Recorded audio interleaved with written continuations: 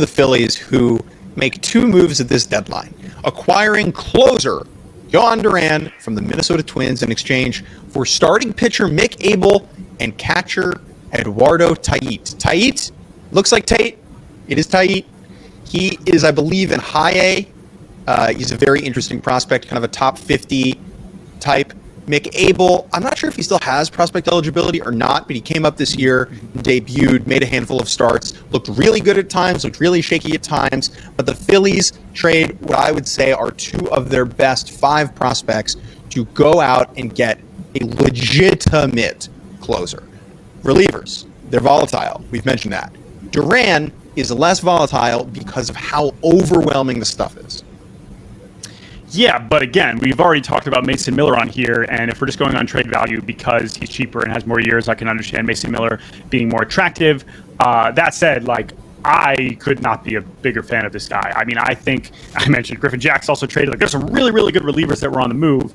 I just think Duran is tremendous. I mean, it's not just that he throws as hard as he does. He's got this splitter at 97. He gets a truly elite rate of ground balls while also getting an elite rate of strikeouts. That is a short list of guys to have, a 64% ground ball rate, a strikeout rate north of 25%. That's just not that many guys. Normally, it's one or the other. And he's also throwing a lot of strikes.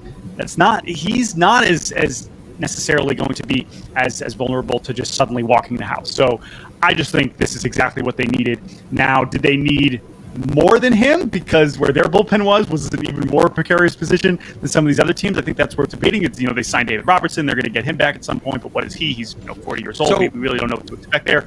I just think Duran's awesome, and this is clearly for the cost, which we can get to in a second, but I'm so totally impressed and agree with Dombrowski identifying him as the guy to go out. The New York Mets, if you thought the Yankees remade their bullpen, the Mets went pretty hard in the reliever market, bringing in, first they brought in Gregory Soto, which was, I guess, first one. And it was like, okay, Gregory Soto, we get it. He shouldn't be necessarily closing any games, but that he throws hard. He's been a closer before. Great, Gregory Soto. And then it's like, okay, where are we going from here?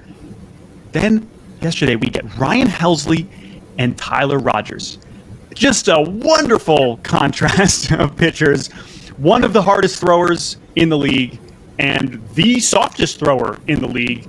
He is our submariner in 2025. That is Tyler Rogers, the king of soft contact.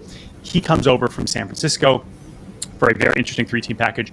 And Ryan Helsley comes over from St. Louis. Now, Ryan Helsley is, I think, they're both very interesting for their own reasons. But I think that Helsley, someone who last year was arguably the second best closer in the sport behind Clase, he brings swing and miss, MVP or Cy Young votes. This year was a step back. Now the stuff is still there. He's still throwing 100. The fastball has not played in the same way. The slider is still tremendous, but we knew that he was going to be on the move because his contract is expiring, because he is striking out. He's still striking out a bunch of guys, and he brings swing and miss to a bullpen that clearly could still need it, certainly beyond Edwin Diaz.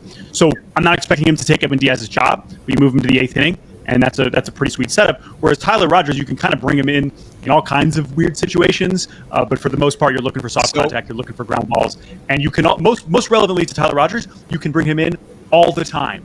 He has pitched in more games in the big leagues over the last 6 seasons than anyone by 20. And so he is very available. That is a lovely thing to give to a manager like Carlos Mendoza, who, for some of these other harder throwing guys, it's like, yeah, he's down because he throws 100 and he's kind of worn out. Like Tyler Rogers, he's ready to go basically.